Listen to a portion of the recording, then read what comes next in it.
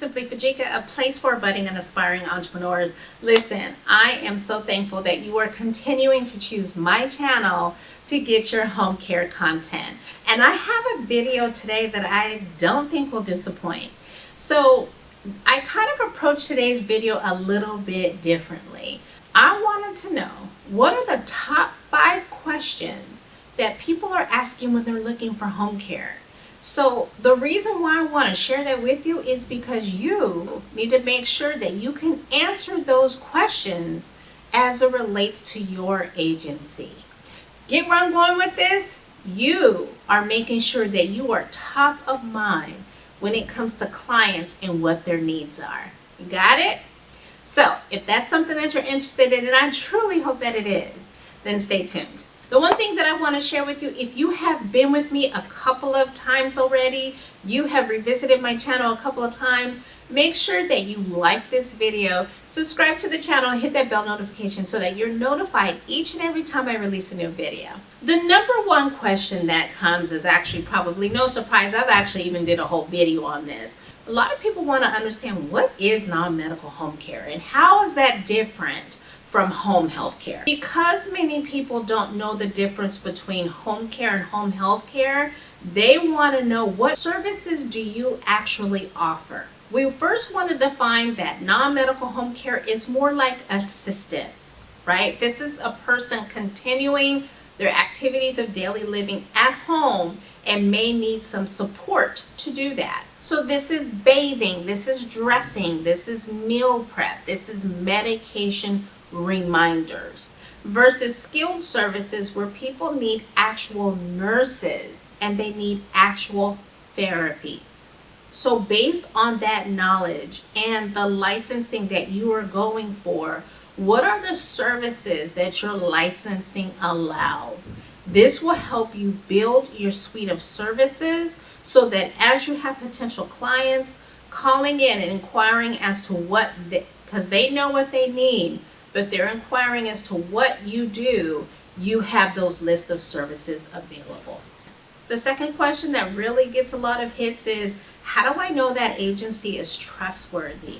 What should I ask? And so remember, if you put yourself in the person's place of needing care, you do want to know that you can trust that agency to take care of mom or dad, right? So you as the agency owner, how do you display trust? Well, if you are licensed, bonded, and insured, you want to make sure that your website says that. You want to make sure that you communicate that to any potential clients that are inquiring into your services. Do your caregivers undergo background checks? Do they do training at different intervals, meaning maybe before hire, maybe annually? If that happens, you want to tout that. You want to say, hey, our agency employs well-trained, knowledgeable caregivers, and we ensure that by the following, right? So you're really giving that, you're really taking that opportunity to brag on your agency and some of your operations. I have run into so many caregivers who tell me that they have never received training from agencies that they've worked at. And it almost makes you take a step back, like, really? How is that? Because there's so many methods of providing training now. So you don't want someone who has worked at your agency to be saying that about you, right?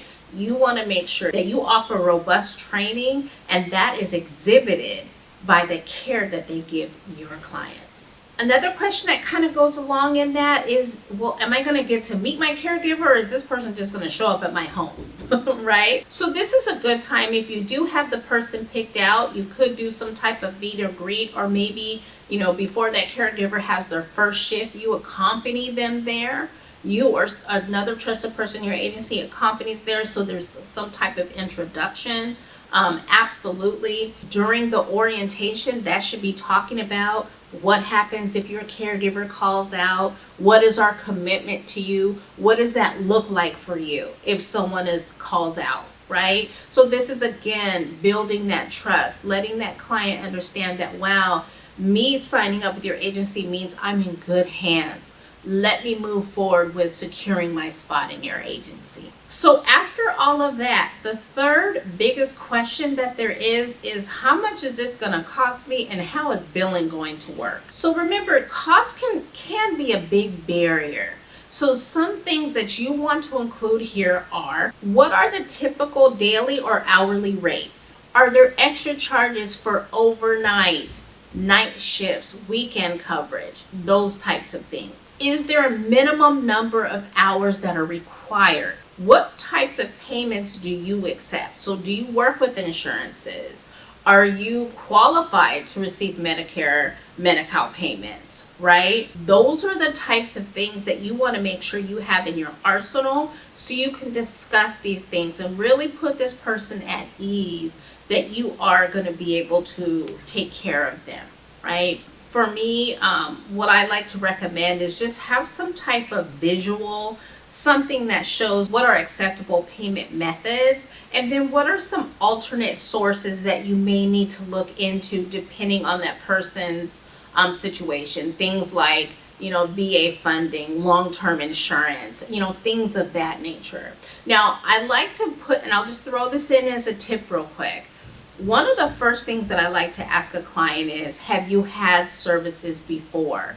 Because if they have, your next follow-up question should be, how did you pay for those services? And a lot of times that cuts down on all of those. Do you have this? Do you have that? Do you have this? Which could be uncomfortable for you and that potential client. So if you can get that information right off the top in that conversation, then it'll help you navigate that conversation a little bit easier for yourself and for that potential client. The fourth question that gets asked a lot, believe it or not, is what if the caregiver doesn't work out? And so, I was kind of surprised when I read this, but maybe not, because people don't always gel. And then there could be something that the client just really, doesn't resonate with a caregiver. So what is your agency's stance on changing out that caregiver? What does that process look like for your client? Again, this is something that should be discussed during orientation, but if it does come up, you have to be ready to swiftly understand what is happening in that situation, and then there has to be action.